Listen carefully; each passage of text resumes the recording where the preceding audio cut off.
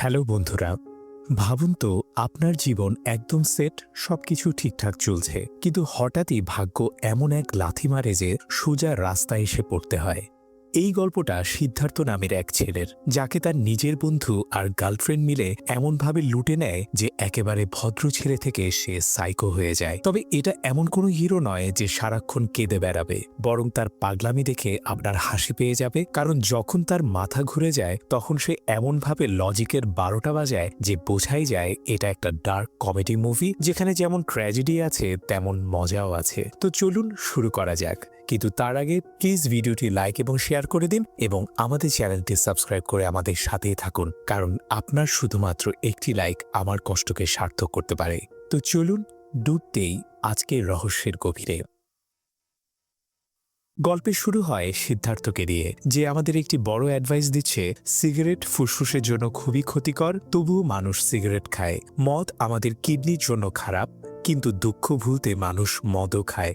ঠিক তেমনি ভালোবাসাও হৃদয়ের জন্য খুব খারাপ, তবুও মানুষ ভালোবাসে। আপনারাও নিশ্চয়ই জীবনে কখনো না কখনো কাউকে ভালোবেসেছেন। আমিও ভালোবেসেছিলাম, কিন্তু আমার গার্লফ্রেন্ড আমাকে ছেড়ে চলে গেছে। এভাবে কাঁদতে কাঁদতে সিদ্ধার্থ নিজের দুঃখের কথা শোনাতে থাকে। কিন্তু বন্ধুরা, সিদ্ধার্থের এমন অবস্থা কেন হলো সেটা জানতে হলে আমাদের একটু সময়ের পেছনে ফিরে যেতে হবে। তখনই আমাদের পরিচয় হয় গল্পের নায়িকা অর্থাৎ শ্রেয়ার সঙ্গে। শ্রেয়া একজন ক্লাসিক ডান্সার। সে বিভিন্ন জায়গায় পারফর্ম করে এবং মানুষকে নাচ শেখানোর কাজও করে। শ্রেয়ার বিয়ে হয়ে গেছে, তার একটি ছেলেও আছে, ঋষি। বাইরে থেকে দেখলে সব ঠিকঠাক মনে হয়, কিন্তু ভেতরে ভেতরে শ্রেয়ার জীবনটা ভীষণ যন্ত্রণার। সে আসলে জীবন যাপন করছে না, বরং জীবনটা সহ্য করছে। কারণ প্রতিদিন রাতেই তার স্বামী রাঘু মদ খেয়ে বাড়ি ফিরে শ্রেয়াকে মারধর করে এবং জোর করে খারাপ কাজ করে। যদিও তারা স্বামী স্ত্রী, কিন্তু রাঘু শ্রেয়ার কোনো কথাই শোনে না। যখন তার ইচ্ছা হয় তখনই সে শুরু হয়ে যায়। সবকিছুর পর শ্রেয়ার মুখে কয়েকটা টাকা ছুড়ে দিয়ে চলে যায়, যেন ওই টাকায় সে সংসার চালাতে পারে। এতদিন ধরে শ্রেয়া সব সহ্য করে নিয়েছিল, কিন্তু এখন ঋষি বড় হয়ে গেছে। সে বুঝতে পারে তার মায়ের সঙ্গে কি হচ্ছে, আর এই বিষয়টা তার মনে গভীরভাবে দাগ কাটে। শ্রেয়ার ভয় হয় রাঘুর সঙ্গে থাকতে থাকতে তার ছেলের মাথায়ও যেন খারাপ প্রভাব না পড়ে। তাই সাহস করে সে ডিভোর্স পেপারে সই করে এবং সেই কাগজটা বাড়িতেই রেখে চিরদিনের মতো ঋষিকে নিয়ে বাড়ি ছেড়ে চলে যায়। নাচ শিখিয়ে সে এতটা টাকা রোজগার করতে পারে যে ঋষির দেখভাল হয়ে যায়। তাই রাঘুর আর কোনো দরকারই নেই তার। অনেক কষ্টে বেশ দূরে এসে সে একটি এলাকায় সস্তায় ঘর ভাড়া নেয়। এলাকার পরিবেশটা মোটেও ভালো ছিল না। প্রথম দিন থেকেই এলাকার ছেলেরা শ্রেয়ার দিকে বাজে মন্তব্য শুরু করে, খারাপ নজরেও তাকায়। কিন্তু শ্রেয়া ঠিক করে নেয় যা হবে দেখা যাবে। কিন্তু রাঘুর মতো মানুষের কাছে সে আর কখনোই ফিরে যাবে না, এই সিদ্ধান্তও সে নিয়ে ফেলে। ঠিক তখনই যখন শ্রেয়া সেখানে জিনিসপত্র শিফট করছে, ঋষির চোখ পড়ে উপরের ঘরে জানালায়। সেখানে সিদ্ধার্থ শুধু আন্ডারওয়্যার পরে একদম নগ্ন অবস্থায় আছে। ঋষি অবাক হয়ে ভাবে, লোকটার কি সমস্যা, এভাবে কেন লুকিয়ে আছে? তখন সিদ্ধার্থ ঋষিকে বলে, মুখ বন্ধ রাখ, না হলে সবাই আমাকে দেখে ফেলবে। এখানে আমরা জানতে পারি বাড়ির মালিক ভাড়া নিতে এসেছে, কিন্তু সিদ্ধার্থের কাছে একটা টাকাও নেই। তাই সে জানালায় লুকিয়ে থাকে যেন মালিক তাকে না পেয়ে চলে যায়। আর তার এই কৌশল কাজেও লাগে। মালিক তাকে না পেয়ে সেখান থেকে চলে যায়। বন্ধুরা, সিদ্ধার্থ সবসময় কিন্তু এমন গরিব ছিল না। একসময় তারও ভালো টাকা ছিল, জীবনে ভালোবাসা ছিল, সবকিছুই ছিল, কিন্তু এখন সব শেষ। এসব শুরু হয়েছিল তৃষা নামের এক মেয়ের কারণে। তৃষা আর সিদ্ধার্থ একে অপরকে খুব ভালোবাসত। একদিন তৃষা সিদ্ধার্থকে একটি বিজনেসের কথা বলে, যেখানে ইনভেস্ট করলে অনেক লাভ হবে। তৃষার উপর ভরসা করে সিদ্ধার্থ নিজের সব টাকা সেখানে লাগিয়ে দেয়। শুধু তাই নয়, বন্ধুর কাছ থেকে ধার করেও পুরো টাকা সেই বিজনেসে ঢালে। শুরুতে সত্যিই লাভ হয়, ইনভেস্টমেন্টে ভালো রিটার্ন আসে, কিন্তু পরে তৃষা সিদ্ধার্থকে মনসুর নামের এক লোকের সঙ্গে পরিচয় করিয়ে দেয়, যে স্টার্টআপ খুলতে সাহায্য করে। মনসুরের সঙ্গে পার্টনারশিপ করে সিদ্ধার্থ একটি কোম্পানি খোলে। কিন্তু মনসুর ছিল একজন প্রতারক। সে ফ্রড করে পুরো কোম্পানিটাই নিজের নামে করে নেয় এবং সিদ্ধার্থকে একেবারে নিঃস্ব করে দেয়। তৃষাও সিদ্ধার্থকে ছেড়ে সে মনসুরের কাছে চলে যায়, কারণ তখন সিদ্ধার্থ পুরোপুরি কাঙ্গাল। তার সঙ্গে থেকে তৃষারই বা লাভ কি? সেই থেকেই সিদ্ধার্থের এই অবস্থা। একসময় যে দামি গাড়িতে ঘুরত, আজ তার কাছে দুবেলা খাবার জোটানোর টাকাও নেই। এই কারণেই সে আশেপাশের দোকানগুলোতে চুরি চামারি শুরু করে দেয়। কখনো দোকানে আসা খাবার দাবারের বক্স খুব চালাকির সাথে সিদ্ধার্থ পুরো বাক্সটাই চুরি করে নিয়ে যায়। একসময় ধনী মানুষটা এখন চুরি করতে শুরু করেছে। বন্ধুরা, যদি কেউ তার ঘরে যায় দম বন্ধ হয়ে মারা যাবে, কারণ দুনিয়ার সব রকমের ময়লা আবর্জনা সেখানেই জমে আছে। এমন ঘরে মানুষ তো দূরের কথা, কোনো পশুও থাকতে পারবে না। আসলে এখন সিদ্ধার্থের আর কোনো কিছুর প্রতি আগ্রহ নেই, না পরিষ্কার পরিচ্ছন্নতার প্রতি, না কোনো মানুষের প্রতি। এবার চলুন আসি সিদ্ধার্থের সেই বন্ধুর কথায়, যার কাছ থেকে সে টাকা ধার নিয়েছিল। এই বন্ধুটার নাম রেবা। বেচারা সারাদিন নিজের স্ত্রীর বকুনি খেয়েই কাটায়, কারণ সে স্ত্রীর কাছ থেকে 2.5 লাখ টাকা নিয়ে সিদ্ধার্থকে ইনভেস্টমেন্ট হিসেবে দিয়েছিল। এখন সব টাকা ডুবে গেছে। রেবা স্ত্রী সোজাসুজি হুমকি দিয়েছে 1 সপ্তাহের মধ্যে যদি টাকা ফেরত না পায় তাহলে সে তাকে ছেড়ে চলে যাবে। তাই রেবা সিদ্ধার্থের কাছে এসে বলে, ভাই দয়া করে আমার টাকা ফিরিয়ে দে, না হলে আমার বেঁচে থাকাই মুশকিল হয়ে যাবে। তখন সিদ্ধার্থ বলে, ভাই এখানে যা কিছু দামি মনে হয় তুলে নে, আমি আর কি করতে পারি, যা দেখিস তুলে নে। বড়জোর 10-12 টাকা হবে, এর বেশি আমার পক্ষে সম্ভব না, এটুকুই আমার সব। রেবা হতবাক হয়ে বলে, গাধা, আমার 2.5 লাখ টাকা দরকার, এই কটা টাকায় আমি কি আচার বানাবো? তারপর সে বলে, চল মনসুরের কাছে যাই, তাকে হুমকি দিই, আমরা তাকে বলি যে আমরা কেস করব। ও তো তোর কোম্পানি নিজের নামে করে নিয়েছে, অন্তত আমাদের ভাগটা তো চাই। সিদ্ধার্থ সেখানে যেতে চায় না, কারণ মনসুরের মুখ দেখলেই তার রাগ বিস্ফোরিত হয়ে যাবে। কিন্তু রেবার জোরাজুরিতে সে শেষ পর্যন্ত মনসুরের কাছে যায়। সেখানে গিয়ে দেখে মনসুর তার ক্লাবে তৃষার সঙ্গে বেশ ফুরফুরে মেজাজে মজা করছে। এই দৃশ্য দেখে সিদ্ধার্থ রাগে পাগল হয়ে যায়। মনসুরের কাছে গিয়ে হামলা করার কথা ভাবে, কিন্তু তার আগেই মনসুরের গার্ডরা সিদ্ধার্থ আর রেবাকে মারধর করে। শুধু তাই নয়, তাদের কাপড় খুলে এই অবস্থায় ক্লাবের বাইরে ছুঁড়ে ফেলে দেয়। বড় কষ্টে দুজন কার্ডবোর্ডের বাক্স দিয়ে নিজেদের ইজ্জত বাঁচায়। তখন সিদ্ধার্থ বলে, দেখলি তো, আমি বলেছিলাম এখানে আসা ঠিক হবে না, টাকা তো পেলামই না, উল্টা আমাদের ন্যাংটা করে দিল। রেবাও রাগে ফেটে পড়ে বলে, তোর জন্যই আমার ইজ্জত নিলাম হয়ে গেল, না হলে আমি না ঘরের থাকবো না ঘাটের। এইভাবে দুজনের মধ্যে ঝগড়া শুরু হয়ে যায়। কিন্তু কি বা করা যায়, আজকের নয় 25 বছরের বন্ধুত্ব ছিল, তাই রাগ হলেও পুরোপুরি তো আর আলাদা হতে পারে না। মারামারি করতে করতেই শেষ পর্যন্ত দুজন নিজেদের বাড়ির দিকে রওনা হয়। ঠিক তখনই সিদ্ধার্থের ফোনে তৃষার কল আসে। সে সিদ্ধার্থের সঙ্গে কথা বলতে চায়। যদিও তৃষা এখন মনসুরের সঙ্গেই থাকে, কিন্তু তার সঙ্গে থাকতে সে তেমন মজা পাচ্ছে না, কারণ মনসুর দেখতে অতটা হ্যান্ডসাম নয়। তাই যখন একটু এনজয় করার ইচ্ছা হয় তখন সে সিদ্ধার্থকেই ফোন করে। কিন্তু সিদ্ধার্থ তাকে গালাগালি দিয়ে ফোন কেটে দেয়। তুই নরকে যা, ওই টাকলা মনসুরের সঙ্গে মজা কর। রাগের মাথায় ফোন কেটে দিলেও তার মনে তৃষার সঙ্গে কাটানো পুরনো মুহূর্তগুলো ভেসে ওঠে, কারণ তার মনও একটু এনজয় করতে চাইছিল, কিন্তু আত্মসম্মানের জন্য সে নিজেকে আটকে রাখে। অন্যদিকে রাঘুর বন্ধু তাকে উস্কে দেয়। সে বলে, তোর বউ পালিয়ে গেছে আর তুই নির্লজ্জের মতো এখানে বসে আছিস, তোর জায়গায় আমি হলে বউকে খুঁজে বের করে মারধর করে বাড়িতে ফিরিয়ে আনতাম। রঘু যেমন ছিল তার বন্ধুরাও ঠিক তেমনই, চিন্তায় নোংরামি, কথায় বিষ। সে এমন নোংরা পরামর্শ দেয় যা আগুনে ঘি ঢালার মতো কাজ করে। বন্ধুর কথায় উস্কে গিয়ে রাঘু শ্রেয়াকে খুঁজতে বেরিয়ে পড়ে। একবার হাতে পেলেই ছাড়ব না, সেরকম মারা মারব। পরের দৃশ্যে দেখা যায় ঋষির বিড়ালটা দৌড়ে সিদ্ধার্থের ঘরে ঢুকে পড়েছে।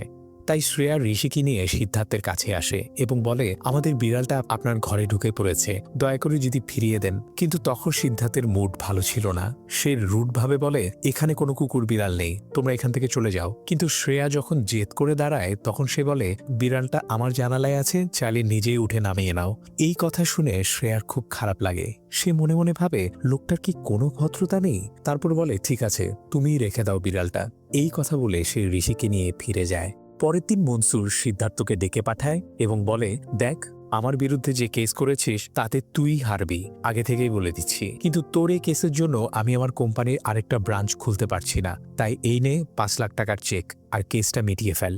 এখানে রেবা সিদ্ধার্থকে বলে, ভাই নিয়ে নে, অন্তত 5 লাখ তো দিচ্ছে, নিয়ে নে। বাধ্য হয়ে সিদ্ধার্থ টাকা নেওয়ার কথাই ভাবতে থাকে। ঠিক তখনই মনসুর তাকে অপমান করে বলে, এই 5 লাখ টাকায় তোর ভিখারির মতো জীবনটা একটু তো গুছিয়ে যাবে, নে, অন্তত পায়ে দেওয়ার মতো চপ্পল তো কিনতে পারবি, তোর কাছে তো সেটাও ঠিকঠাক নেই।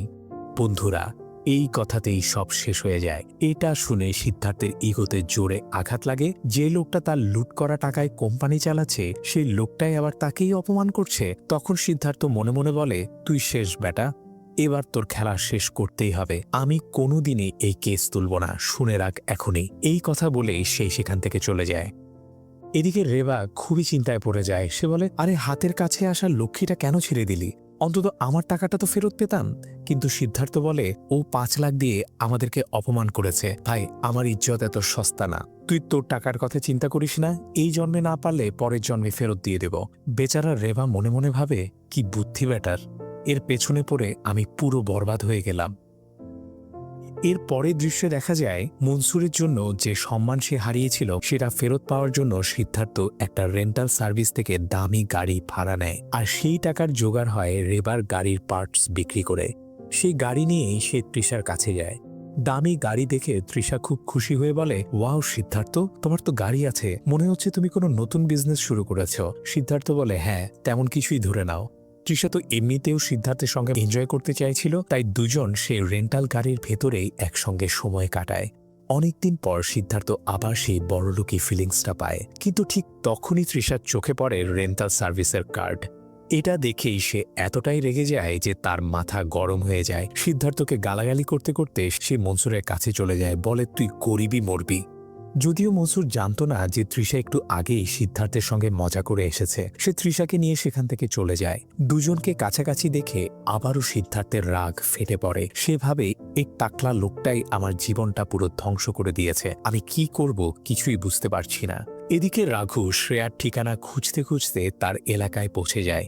সে শ্রেয়াকে ফোন করে বলে, আমি আসছি, এবার আমার হাত থেকে তুই বাঁচবি না। এই কথা শুনে শ্রেয়া ভয় পেয়ে যায়। সে বুঝতেই পারে না এখন কি করবে। ঠিক তখনই রাগে ফুঁসতে ফুঁসতে সিদ্ধার্থও ফিরে আসে। তখন রাঘু তাকে জিজ্ঞাসা করে, এই মেয়েটাকে কি তুমি এই এলাকায় কোথাও দেখেছ? কোন ঘরে থাকে বলতে পারবে? এদিকে রাঘুকে দেখেই সিদ্ধার্থের মনে হতে থাকে, এ তো মনসুর। তার চোখের রাঘুর ভেতর মনসুরকে দেখতে পায় সে। বন্ধুরা, তখন সিদ্ধার্থের মাথা পুরোপুরি ঘুরে যায়, আর সেই কারণে সে রাঘুকে সেখানে মারধর শুরু করে দেয়। মনসুর, আজ তুই আমার হাতেই মরবি। আর রঘু চেঁচাতে থাকে, আরে কোন মনসুর, কিসের কথা বলছিস? আমি তো মনসুর না, আমাকে ছেড়ে দে।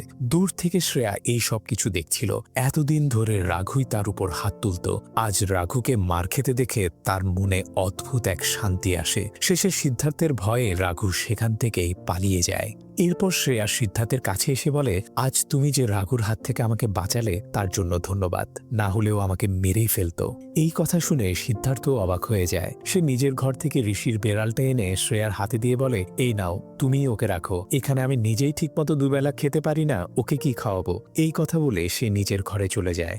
সিদ্ধার্থের এই অবস্থা দেখে শ্রেয়ার খুব খারাপ লাগে, তাই সে নিজের ঘরে রান্না করে সিদ্ধার্থের জন্য খাবার নিয়ে আসে এবং বলে, খেয়ে নিও, এখনো গরম আছে, না হলে ঠান্ডা হয়ে যাবে।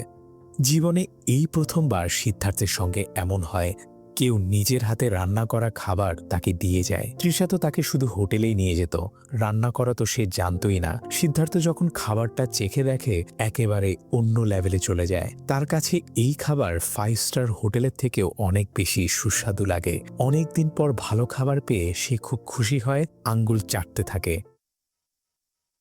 পরের দিন শ্রেয়া সিদ্ধার্থকে বলে, আমি ডান্স শেখাতে যাচ্ছি, ততক্ষণ তুমি কি ঋষির খেয়াল রাখতে পারবে? আমার ভয় হচ্ছে রাঘু যদি আবার এসে ঋষির কোনো ক্ষতি করে দেয়। সিদ্ধার্থ বলে, এই বেবি সিটিং আমার দ্বারা হবে না। এই কেমন দায়িত্ব দিচ্ছ তুমি? দুটো রুটির বদলে এত বড় কাজ ধরিয়ে দিলে, এটা তো একেবারে বেইমানি। কিন্তু শ্রেয়া এত মিষ্টি করে নিজের অসহায়তার কথা বলে যে শেষ পর্যন্ত সিদ্ধার্থ রাজি হয়ে যায়। এবার শুরু হয় ঋষিকে সামলানোর পালা। তাকে সামলানো খুব একটা কঠিন ছিল না। সিদ্ধার্থ বিপদে পড়ে তখনই যখন ঋষি বলে, আজ আমার ম্যাথসের হোমওয়ার্ক চেক হবে, প্লিজ আমাকে কমপ্লিট করতে হেল্প করবে? সিদ্ধার্থ কোনো বোকা ছিল না, সে আসলে খুবই বুদ্ধিমান ছিল। কিন্তু তৃষার চক্করে পড়ে সে পাগল প্রেমিক হয়ে ঘুরে বেড়াচ্ছিল। তাই না চাইতেও সিদ্ধার্থ ঋষির হোমওয়ার্কটা খুব ভালোভাবে কমপ্লিট করে দেয়। কিন্তু স্কুলে যাওয়ার সময় সেই খাতাটাই সে ভুল করে রিকশায় ফেলে আসে। ফলে স্কুলে গিয়ে যখন ঋষি হোমওয়ার্ক দেখাতে যায় তখন বইটাই নেই। ঋষি একেবারেই দিশেহারা হয়ে যায়। এখন কি করবে? ঠিক তখনই টিচার ঋষিকে বাইরে বের করে এনে মারধর করার জন্য তৈরি হয়ে যায়। যদিও ঋষি বারবার বলতে থাকে, স্যার আমি হোমওয়ার্ক করেছি, শুধু নিয়ে আসতে ভুলে গেছি। ঠিক সেই সময় সিদ্ধার্থ সেখানে হোমওয়ার্ক নিয়ে হাজির হয়। কিন্তু হোমওয়ার্ক করা থাকা সত্ত্বেও যখন সে দেখে টিচার ঋষিকে মারছে, তখন সে রাগে টিচারকে মারধর করে বসে। ব্যাপারটা গড়িয়ে প্রিন্সিপালের কাছে পৌঁছে যায়, আর রেগে গিয়ে প্রিন্সিপাল ঋষিকে সাসপেন্ড করে দেয়। এই বছর ঋষি আর পরীক্ষা দিতে পারবে না। এই খবর যখন শ্রেয়া জানতে পারে, তখন সে প্রিন্সিপালের কাছে অনুরোধ করে একটা সুযোগ দিন, আর এমন কিছুই হবে না। কিন্তু প্রিন্সিপাল কোনো কথা শোনেন না। তখন শ্রেয়া সিদ্ধার্থের উপর চিৎকার করে বলে, তুমি এটা কি করলে? একটা দায়িত্বই তো দিয়েছিলাম, সেটাও সামলাতে পারলে না। কিন্তু সিদ্ধার্থ বলে, বিনা দোষে যদি কাউকে মারা হয় তাহলে তাকে শিক্ষাই দিতে হবে। এমন সময় স্কুলে কিছু পেন্টার আসে দেয়ালে ছবি আঁকার জন্য। তারা 15,000 টাকা দাবি করে, যা প্রিন্সিপালের কাছে অনেক বেশি মনে হয়। তখন শ্রেয়ার মনে পড়ে যায় সিদ্ধার্থ খুব ভালো ড্রয়িং করে, তার বাড়ির দেয়াল জুড়ে সুন্দর সুন্দর ড্রয়িংস আঁকা ছিল। তাই সে প্রিন্সিপালকে বলে, সিদ্ধার্থকে একবার সুযোগ দিন, ও ফ্রিতেই ড্রয়িং করে দিবে। এটা শুনে প্রিন্সিপাল রাজি হয়ে যান। এরপর শ্রেয়া সিদ্ধার্থকে অনুরোধ করে বলে, প্লিজ ড্রয়িংগুলো বানিয়ে দাও না, কি জানি এতে হয়তো ঋষির সাসপেনশনটা উঠে যাবে। সিদ্ধার্থ প্রথমে বলে, না, আমাকে দিয়ে এসব হবে না। আমি তো শুধু তৃষার ছবি আর রাগের মাথায় এলো পাথারি স্কেচ আঁকতাম, দেয়ালে আঁকা তো আরও কঠিন। কিন্তু শ্রেয়া তাকে উৎসাহ দেয়, আর ঋষির জন্য শেষ পর্যন্ত সিদ্ধার্থ রাজি হয়ে যায়। তারপর যখন সে ড্রয়িং বানাতে শুরু করে, তখন এত সুন্দর আর অর্থবহ ছবি আঁকে যে শুধু প্রিন্সিপাল নয়, পুরো স্কুলের বাচ্চারাই অবাক হয়ে যায়। ড্রয়িংগুলোর মেসেজ ছিল, যদি শুধু মজা ঠাট্টা করেই সময় নষ্ট করো, পড়াশোনা না করো, তাহলে তার মতোই বাক্সে থাকতে হবে। আর যদি পরিশ্রম করো, পড়াশোনা করো, তাহলে সাফল্য আসবেই। এই ড্রয়িং দেখে প্রিন্সিপাল এতটাই খুশি হন যে তিনি ঋষির সাসপেনশন তুলে নেন। শুধু তাই নয়, খুশি হয়ে ড্রয়িংয়ের জন্য 15,000 টাকাও দেন। উপরন্তু তিনি বলেন, আমার পরিচিত আরও অনেক স্কুল আছে, সেখানেও তোমাকে পাঠাবো। সবকিছু হারানোর পর এই প্রথমবার সিদ্ধার্থ 15,000 টাকা রোজগার করে, সেটাও শ্রেয়ার কারণে। এরপর থেকে প্রায় রোজই সিদ্ধার্থকে স্কুল, আশ্রম ইত্যাদি জায়গায় ডাকা হতে থাকে ড্রয়িং করার জন্য। একদিকে শ্রেয়া নাচ শিখিয়ে সংসারের খরচ চালায়, আর অন্যদিকে সিদ্ধার্থ নিজের উপার্জনের সব টাকা শ্রেয়াকেই দিয়ে দেয়, কারণ এখন সে তাদের সঙ্গে থাকতে শুরু করেছে। প্রতিদিন একসঙ্গে খাওয়া দাওয়া, ঋষির সঙ্গে খেলা, এসবই তার খুব ভালো লাগতে থাকে। এভাবে একসঙ্গে থাকতে থাকতে কখন যে এই সম্পর্কটা ভালোবাসায় বদলে যায়, তারা নিজেরাই বুঝতে পারে না। বন্ধুরা, ভালোবাসা আসলেই এমনই একটা জিনিস। এরপর আমরা দেখতে পাই একদিন আবার মনসুর সিদ্ধার্থকে ডেকে পাঠায়। এবার সে কেস তুলে নেওয়ার জন্য 25 লাখ টাকা অফার করে, কিন্তু আগের মতোই সিদ্ধার্থকে অপমান করে ছোট দেখায়। ফল যা হওয়ার তাই হয়। সিদ্ধার্থের রাগ চরমে ওঠে, আর সে এই অফারটাও রিজেক্ট করে চলে যায়। রেবা বলে, ভাই তুই কি করছিস? মাথা খারাপ হয়ে গেছে নাকি? 25 লাখ টাকা কম? এতে তোর জীবনটাই বদলে যেত। এত টাকা কেন ছেড়ে দিলি? কিন্তু সিদ্ধার্থ বলে, সব হারানোর পর আমার জীবন আবার চলতে শুরু করেছে, আমি সেটা নষ্ট করতে চাই না। তোর তো শুধু টাকা দরকার, আমার এখন কাজ আছে, জায়গায় জায়গায় ড্রয়িং করে ভালোই রোজগার করছি, কিছুদিনের মধ্যে তোর টাকা শোধ করে দেব। কিন্তু রেবা বলে, এই সবই করছিস ওই শ্রেয়ার জন্যই, তাই না? সে কোনো কাজেরই না। ইয়াং মেয়ে ছেড়ে তুই এক বয়স্ক মহিলার সঙ্গে থাকতে শুরু করেছিস, আবার বরবাদ হয়ে যাবি। এই কথা শুনে সিদ্ধার্থ ভীষণ রেগে যায়, আর সেখানে রেবাকে মারধর করে বসে। তখন রেবা বলে, আজ থেকে আমাদের বন্ধুত্ব শেষ, 25 বছরের বন্ধুত্ব এখানেই শেষ। এই কথা বলে সে চলে যায়।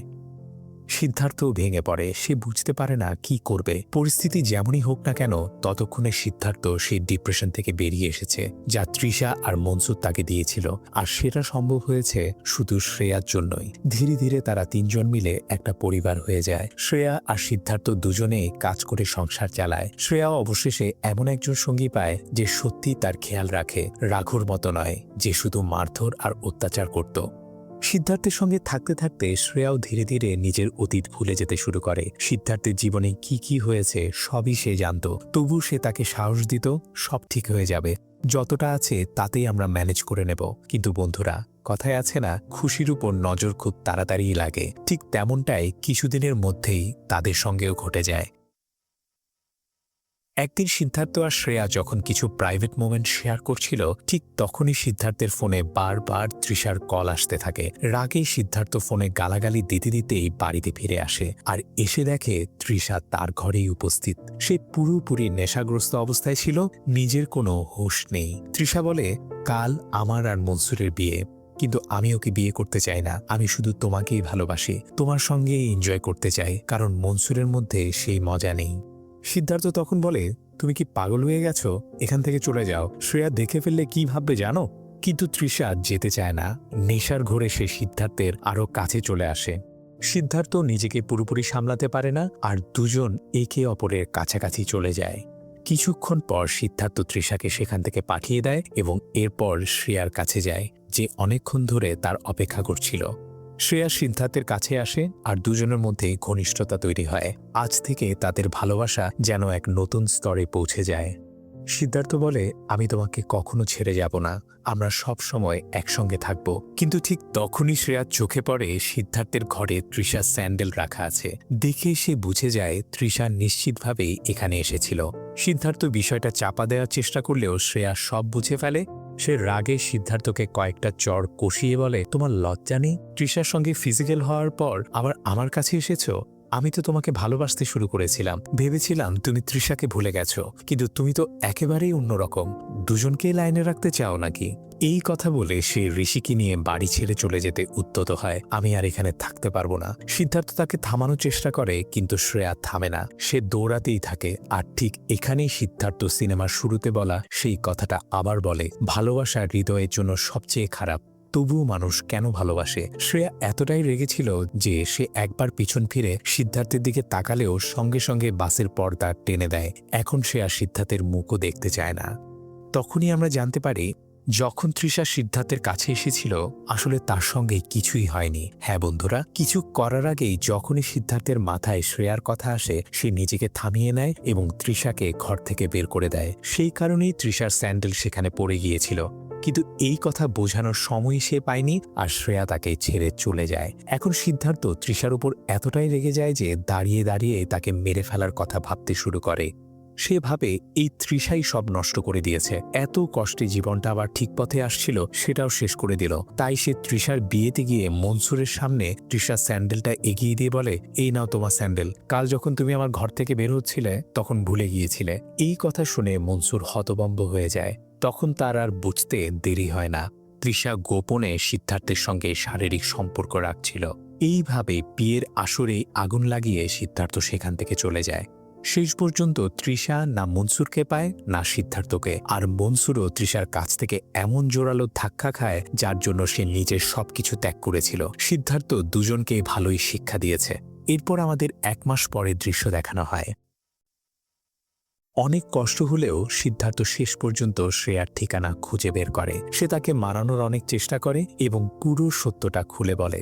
বন্ধুরা, শুরুতে যখন শ্রেয়া চলে গিয়েছিল তখন সে ভীষণ রেগেছিল, কিন্তু পুরো 1 মাস ধরে সে প্রতিদিনই শুধু এই অপেক্ষাটাই করছিল, যদি সিদ্ধার্থ সত্যিই আমাকে ভালোবাসে তাহলে সে অবশ্যই আসবে, আর যদি টাইম পাস করে থাকে তাহলে আর আসবে না। আর যখনই সিদ্ধার্থ আসে তখন শ্রেয়ার আনন্দের আর সীমা থাকে না। সে সঙ্গে সঙ্গে তাকে ক্ষমা করে দেয়। আবারও তারা 3 জন মিলে একটা পরিবার হয়ে যায়। এরপর সিদ্ধার্থ রেবার কাছে যায় এবং বলে, আরে পাগল নাকি, বন্ধুর সঙ্গে কেউ ব্রেকআপ করে? তুই নিজেই তো একবার বলেছিলি 25 বছরের বন্ধুত্ব এমনিতে ভাঙা যায় না, আমাকে মাফ করে দে, আমার ভুল হয়ে গেছে।